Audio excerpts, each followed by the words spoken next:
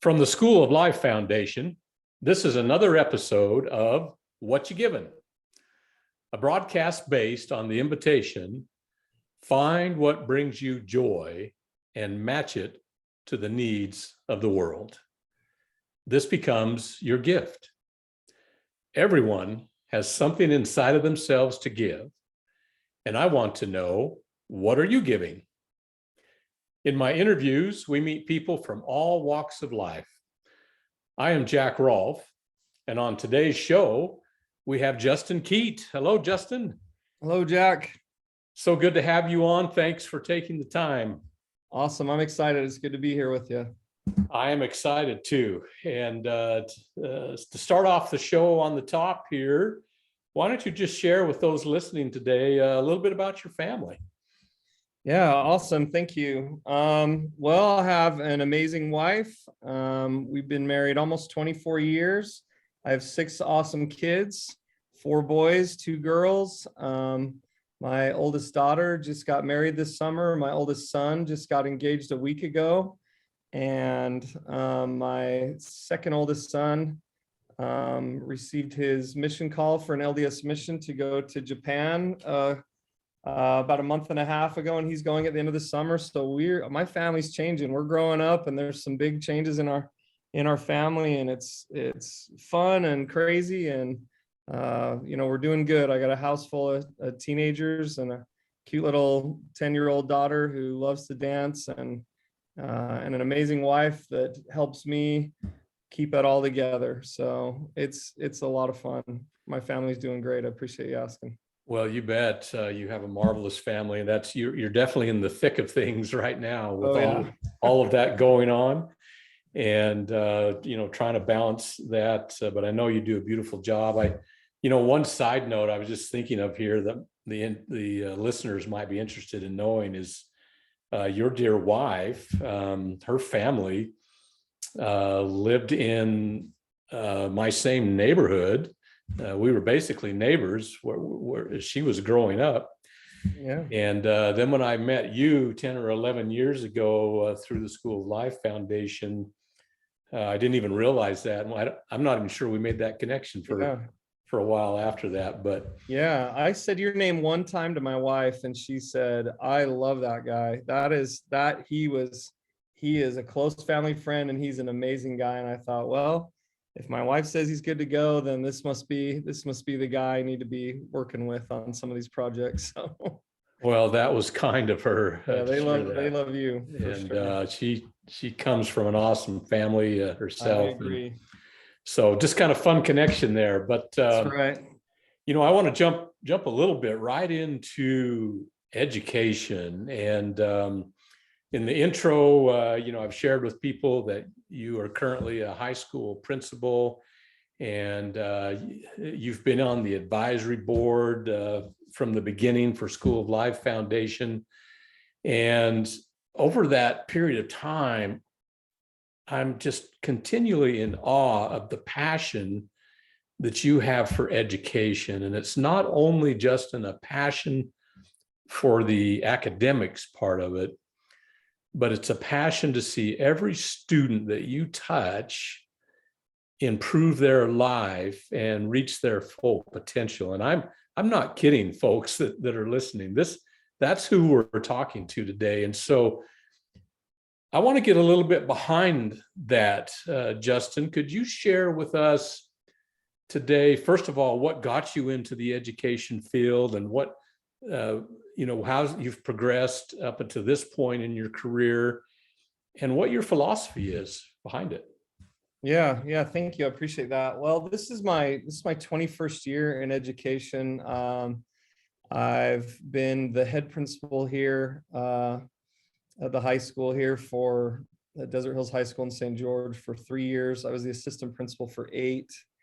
And before that, I taught for about 8 years or so. And I taught history, and I taught German, and I did driver's ed. So nothing scares me anymore. Every nerve I ever had has been fried in the driver's ed car, and that was awesome.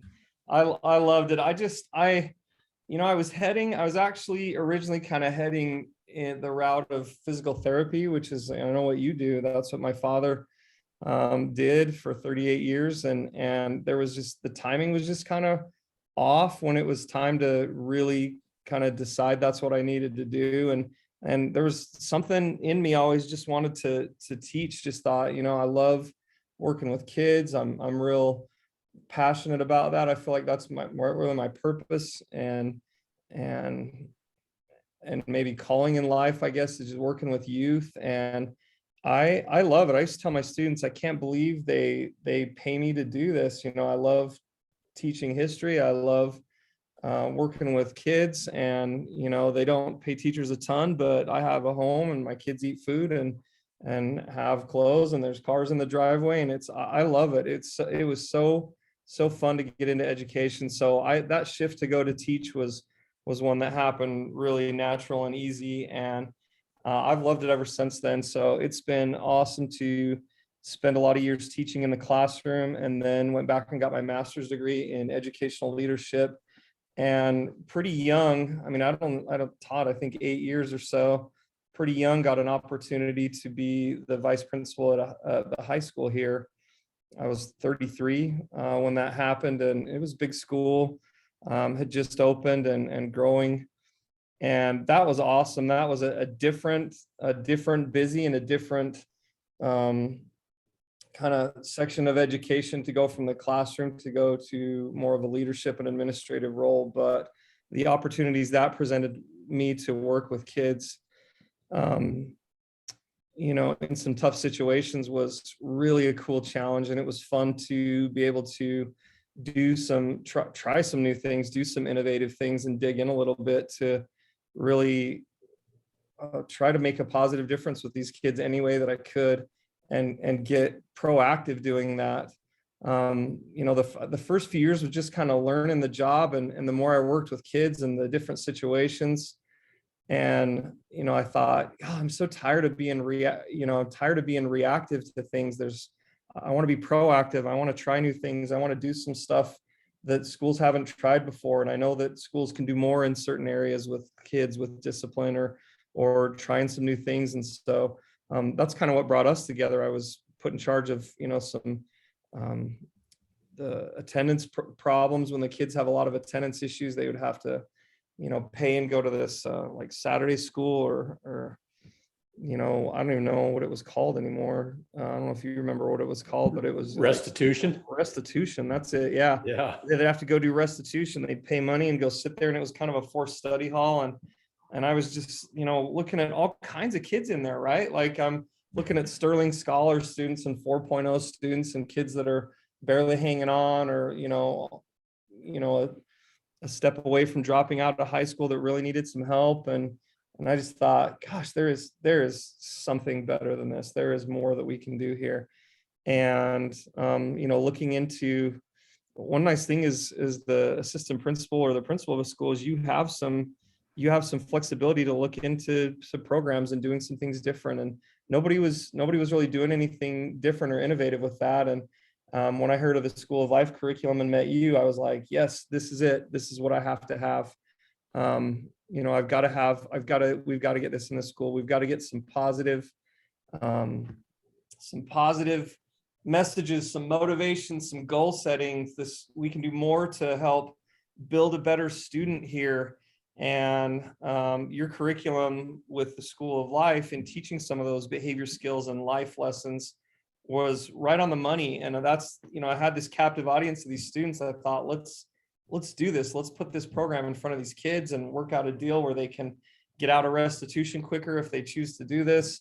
And that's kind of where we started. And geez, what was that, 12 years ago now or so? Yeah, it seems like yesterday, but it was 12 years ago. Yeah. It's been a fun journey, but that was kind of the beginning of a real spark inside me to just to passionately chase after proactive, positive interventions at schools, and to be able to do more to help kids in the right areas where I felt like the school could do more. And education's important. Their education's important. Math, science, English, things they learn here is critical. But we work hard to try to prepare kids for a little bit of an uncertain future. And we're kind of guessing a little bit as educators to what that future might be. There's kids doing jobs right now that 10 years ago weren't even a word or a thing. And so, to try to prepare them for that, it became clear that some of those life lessons and things that they learn, like in the School of Life program, goal setting and flexibility and problem solving and, being able to learn some resilience and moving through hard things, in a way that where they find the opportunity in difficult circumstances. Those kind of things were really helping kids, and schools can do that. They can do more. They can find innovative ways and proactive ways to teach those life lessons to students. And once we got a hold of that and figured out how to put this in the school in front of students, it was, man, it lit a fire in me that's still there. And I'm super passionate about anything that will resonate and work with these students that's positive, that helps them become a better person. I appreciate you sharing that, Justin. And I think that those are listening are getting a small sample of who I know you are. And I'm going to dig a little deeper so they can get a bigger sample. But I first want to say I admire and respect anyone in education, and that's whether they're in the teaching realm or the administrative realm or research or whatever it is. But I'll add to that the education profession is like any other profession. And by that, I mean, you have some individuals that show up just to show up, right? And they check it off. I got the day done. I got my paycheck and we're good. And then there's others that show up because they really want to make a difference. Yeah. And so with that, I'm going to throw out a question to you here. When Justin Keate steps on his high school campus first thing in the morning, now I know you got millions of administrative things going on, but in regards to the students, when you step off of that campus that evening, what do you hope you have accomplished during the day for those students in your school? Yeah, for me, something that I think about all the time, I actually have it written on a whiteboard in my office. I'm looking at it right now. We're recording this. I'm in my office. And I have the question written there. What does every student need at Desert Hills High School? What does every student need here? And I feel like students come to school and they need certain needs met, and a lot of it, when you ask adults, sometimes they get it wrong a little bit of what maybe they need. But when you ask the kids, things that are important to them, think about when you were in high school, maybe, these kids come to school and they need to feel like they belong. They need to feel like they have friends. They need to feel safe. They need to feel like someone's got their back here, like there is support here for them in any aspect of their life. Because we don't know what they're going through. Kids are going through some tough things. Even kids that we may look at as, having a lot of success and they're doing really well, sometimes they're struggling really hard. And so for me, it's all about, what does every student need here? And how can I create a culture where students know and feel that they matter, and that we're going to work hard for student learning. That's what we're about educationally and for academics. But I want them to know that they matter and we care about them so much at this school, and that we have some safety nets and some teaching and some opportunities in place for them to learn and grow and make sure they feel safe and that they belong as part of this family. Our mascot's the Thunder, so we call it, Thunder family is a big thing. That they feel like they're part of the Thunder family. We're going to take care of them like they're a family member. But, I want every student to look back on their high school time here or career when they graduate and just say, man, I got a great academic education here. Along with my diploma, I graduated, and man, that school cared about me.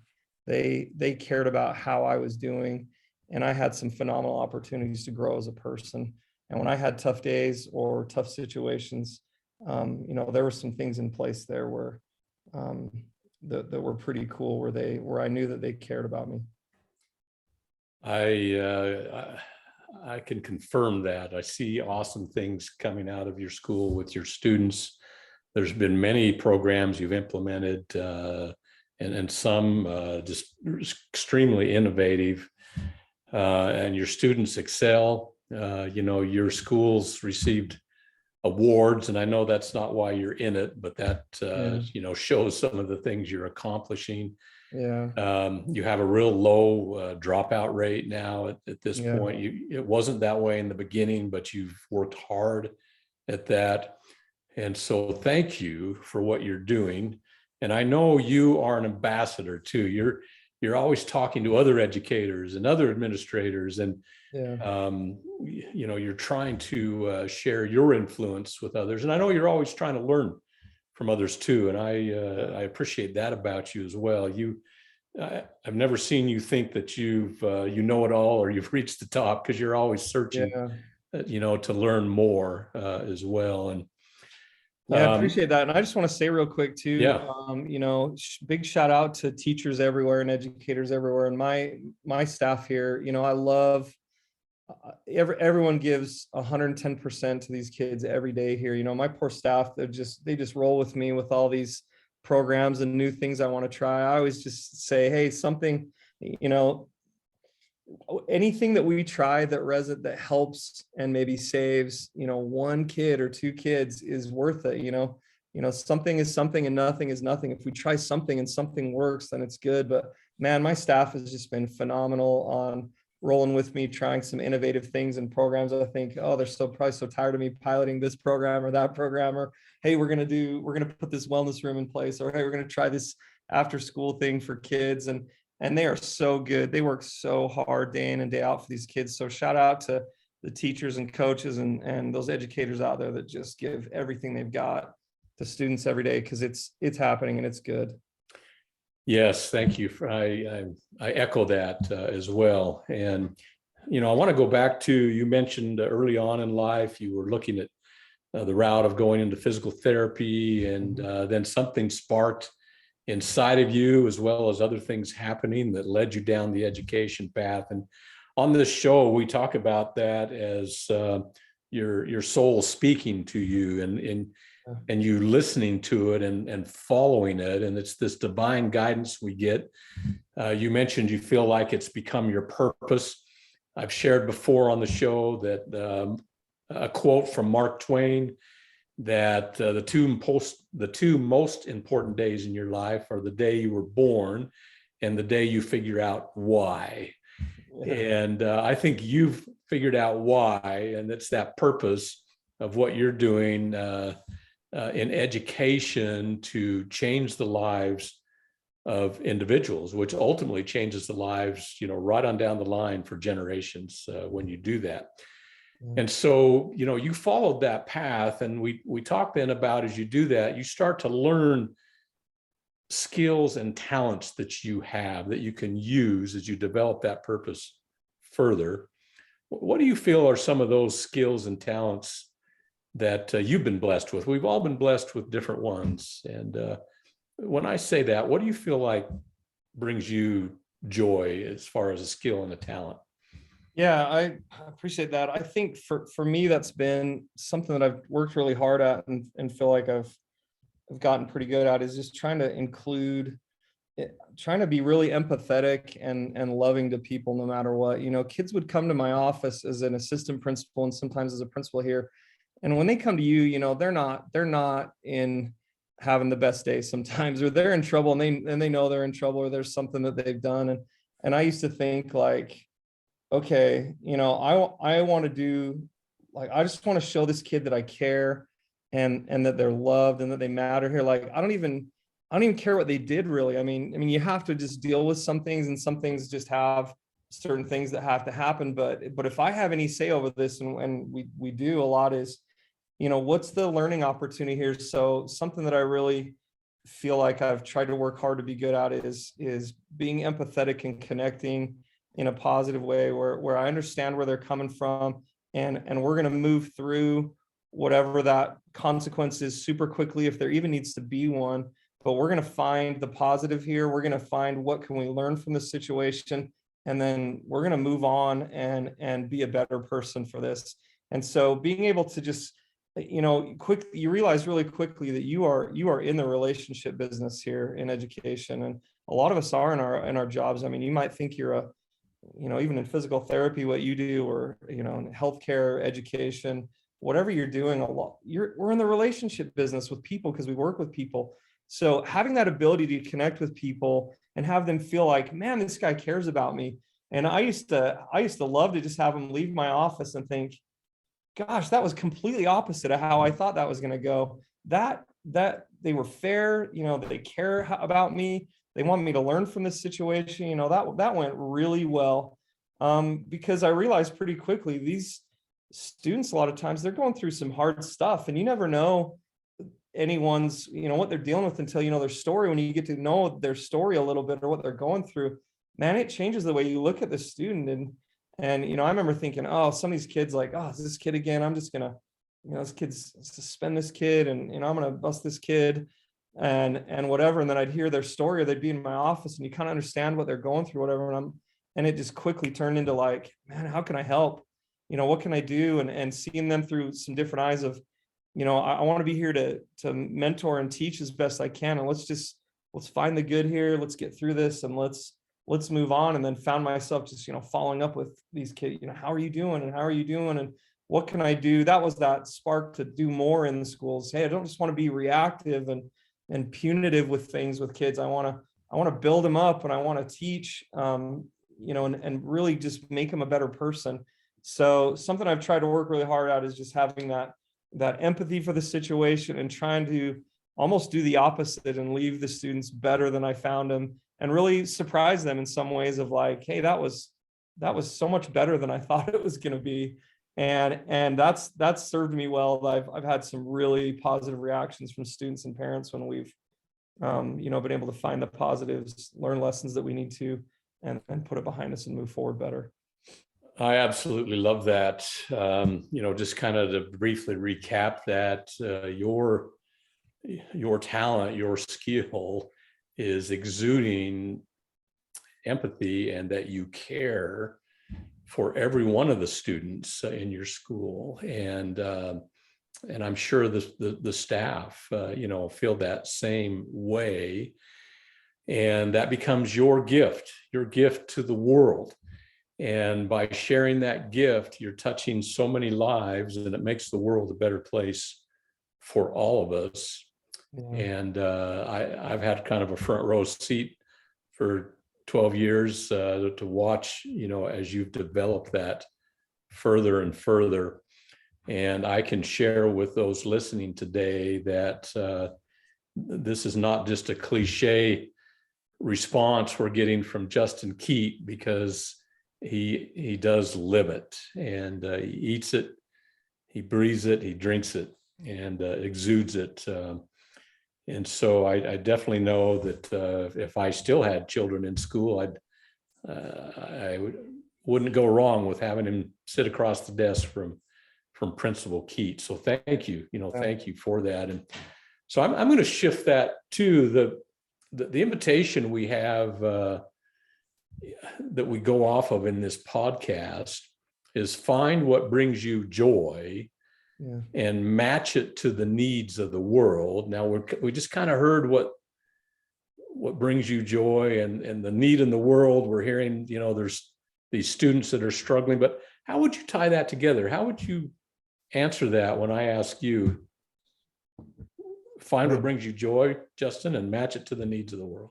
Yeah, thanks. Where I'm just in my element, and what brings me joy is finding innovative and positive ways to serve the people I work with, to serve others. And I work with teachers and students. And so some of my funnest days here are, any way that I can serve the teachers that are here and support them. Because, man, we're working hard for kids, especially as a principal in the school here. I don't teach kids anymore in the class. So, if I want to make a difference with some of these students, I meet a lot of kids, but these teachers are in front of 100, 180 kids a day sometimes, and if I want to help them, then I help the teachers.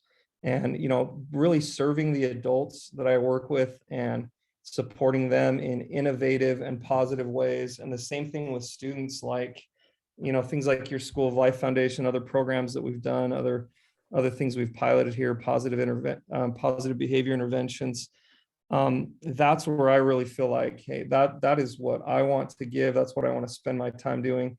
And that matches real nice with the needs of with the needs of the world and students, because there's plenty of struggles out there. There's plenty of hard things kids are going through and families. And when you can work hard to serve other people, do anything you can, be innovative and do whatever it takes to help students in a situation, to help parents and families. And that's really where I get the most joy, is to find positive, proactive, innovative ways to serve and help other people in my job. And I'm really blessed and lucky that that's 10th through 12th grade awesome teenage students who show up here every day doing their best, and those good teachers and educators that are here in our school, and everybody from the custodians in my building to the secretaries and counselors and teachers. Yeah, Any way thank that you I for can help that. and serve them. Yeah. Yeah, I that's just awesome. And, I share with our trainers in our School of Life program all the time that we've had thousands of young people go through our program over the past several years. And if we've only touched one of them, it's worth it. Yeah. That one person, who knows what they're going to go on to become. But I know that we've touched more, because we bring in trainers that have the same kind of spirit about teaching like you do. And Oh yeah, no, dozens every year, Jack. Honestly, I talk to the kids when they graduate the School of Life program. Tell me what you love, tell me what you liked. And it changes kids. You can see them becoming a different kid. And to me, that's part of that, anything we can do and being proactive and serving others. I've literally seen, this program that you've developed in this curriculum completely change kids. They're getting better grades. Their parents call me and say, what have you done with my kid? They're in this after school program. They're thanking me for everything. They're setting goals. They're making their bed in the morning. I don't know what is going on here, but I love it. And, there's kids that were gonna drop out, not graduate, that have now graduated and turned around. And it's phenomenal to see the positive impact it has on some students. So I know it's changed a lot of kids through the years, and that's just been phenomenal. well, thank you, for sharing that. It's nice to get a shout out. It wasn't my intent for setting this podcast. Oh, I'll give up, it. but It's you deserve a shout out, and this program's legit. It's legit. It's changing kids for the better, and it's so cool to see. Well, and I'll just add to that. We had the good fortune to put the curriculum together, but it's our School of Life trainers. It's our director of training. It is our advisory board. It's our board of directors. It's our data analyst. It's everybody who has a touch with the School of Life is the reason that we're making a difference, because they all care too. And that's what it's about, coming together. The cliche, it takes a village to raise a child, right? Yeah, it really does. And a school is part of that village. It's a big part of the village. And yeah, I'm going to ask you, Justin, if anybody's listening today, depending on what stage they're at in their life, maybe they have an interest of getting into education, or maybe they're already in a career, but they want to help education. What would you share with people today on how to get involved and make a difference in the education realm? Yeah, I love that. I think that's an awesome question. And I would say if you want to jump in and get involved, you can do more than you think you can. We've had some awesome community partners. We started one of the first high school full functioning wellness rooms here at the school, and I had no money. And this is something we want to do for years, is give these kids a place to come and hit the reset button and maybe learn some resilience techniques. They can come in there and just breathe and relax and take a break when they're having a super hard day. They used to take off and skip school or go places that we didn't want them to go, or with people we didn't want them to be with sometimes, or they'd go disappear in the bathroom. And that wellness room has just been awesome. But that was a community effort. I had interior designers come in, and I just said, I want this to be awesome. What do you do? And they volunteered their time. These were so many people from the community came in. I had interior designers. I had I actually had estheticians and a spa expert come in, and I want the smell right in here. I want calming, things for students in this room. And this needs to be a place where they can, come in and really calm down and hit the reset button. They're struggling if they're here, and how can we help them, just kind of, breathe and chill out for a minute before they head back to class. And it was so cool to see. I didn't know how I was going to pull that off. I had no money. It was going to take some time and money. And all of a sudden, these community people, just a phone call, and then, hey, maybe you call this person, and I know this person. All of a sudden, there's a ton of people from the community in here, all this donating furniture, donating stuff. I didn't pay for any of it when we opened. All the furniture that was in there, and the lighting and the painting, all the stuff we did, almost all of it was donated by the community. So I mean, these are people who never thought, interior designers, estheticians, people who never thought, and they made that comment that they could do something like this to help students in a high school here, and help them in a critical time in their life when they're struggling, and a critical moment maybe at school, but that they did. And it was so cool to see that. So I would say, if you have you can do more than you think you can, and schools can use any help they can get, because we're always looking for better ways to do anything. And that, like I said, we're in the relationship business. So any positive connection we can give, to students is awesome. And a lot of these things that kids are going through, like struggles with, suicide, ideation, or social emotional struggles, mental health, those aren't unique to our neighborhood or school. Those are community problems. These are your neighbors. These are the people that live next to you. These are, and it does take a village. And so that community can come together and talk and serve and help each other any way they can. And we've had some awesome community partners, and that's just a little maybe sampling. So anyone that's thinking along those lines, and how can I give and what can I do, there is way more. Follow that prompting, follow that thought, and get in there and ask. I love any kind of help I can get from the community, and there is way more you can do than you think you can.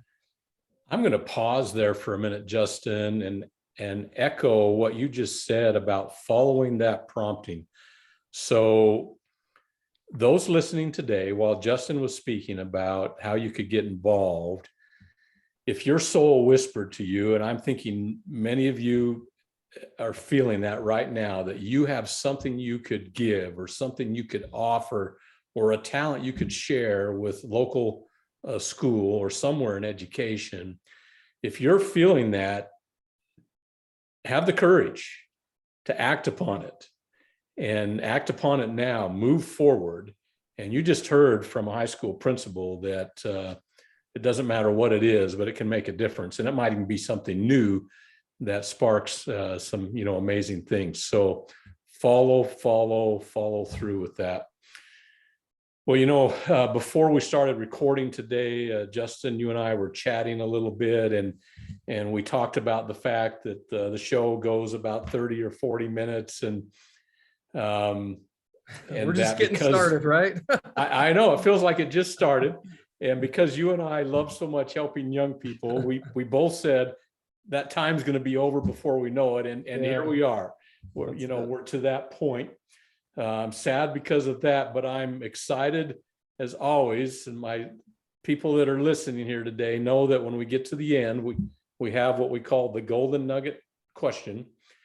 And so, Justin, to finish us off today, what the golden nugget is, if you wanted people to take away just one thing from Justin Keate today, it could be something we've already talked about, or it could be something we haven't even talked about. What would be that one golden nugget you want them to take away from you today? Yeah. I think that would be, you can do more than you think you can do, kind of playing off our last little comment there. I think if you have, I'll go along with what Jack said, if you have a thought of what you can give, or you want to give, or you want to do more, follow that thought. And that might not even be going into the school and asking, that might be your grandchild or a neighbor kid or anybody that can smile, how you doing? Go watch their football game, ask them how things are going. And just, kids love any positive interest in anyone showing any concern or care for them in any way. And don't be afraid to talk if you see a concern, and maybe think about in your head, how can I serve this kid, whoever's come to mind when you're thinking of that grandchild, neighbor, or go into the school. We have a lady here at our school that she just meets with students who struggle, who maybe don't have a lot of parent support. And we have kids that she feeds them. And I didn't know she was doing that at first. And she's like, hey, can I have a little, is there any kind of budget for, these kids are coming every day to eat in my room and they don't have anything. And I was like, oh man, yeah, we gotta. And these kids that were not going to graduate would get their diploma and they still stay in touch with her. And so, and this is just out of love, out of loving and following through with the idea that you can stretch yourself and you can do more, and more than you think you can, and have the courage to do that. So I would just encourage any of the listeners, you have something to give the world. You are part of the community that you live in, wherever that is. There are neighbor kids, grandkids, kids at the school. Don't be afraid to go talk to the school, man. If I had, adults who just want to give more or want to help kids any way they can show up here, we are making that happen. There are things you can do. So follow that thought, and have the courage to know that you can give more than you think you can, and that will make a positive difference in the lives of your community and schools, and whether it's students or even adults. But I hope your listeners take away from me, have the courage to try something new, to do anything you can do to serve or help or love anybody. And that can be small, simple things that you do every day. And a lot of the things that we've done here that have been successful have just been having the courage to try something different. I didn't know if we could do some of this stuff in schools, and it's worked out, and some of it's been really good and literally saved and helped kids. So find the courage to follow through with that, and follow your heart, and look for opportunities to serve in your community and schools and neighbors, and help any way you can. And not only will you lift others around you, but that will come back to you more than you give. So that's what a great thank piece you. of advice. Wonderful advice for any aspect of your life. You can do more than you think you can do. Thank you, Justin, for leaving that with us, and leaving everything with us today. And as we wrap up the show, again, for those listening, I want you to remember that your heart feels for you, your mind reasons for you, but your soul speaks to you. Are you listening? Did you listen today? If so, what did you hear and what did you learn? Will you now have the courage to act upon what you felt? Thank you for tuning in. Please follow us on your podcast app so that each new episode is always downloaded, ready for you to listen in. And then share the link with others. We would love to have you leave a review and follow us on Instagram. A special thanks goes out to our producers, Ben and Kayla Martin. Now it's time to move upward and onward and ask yourself, what you giving?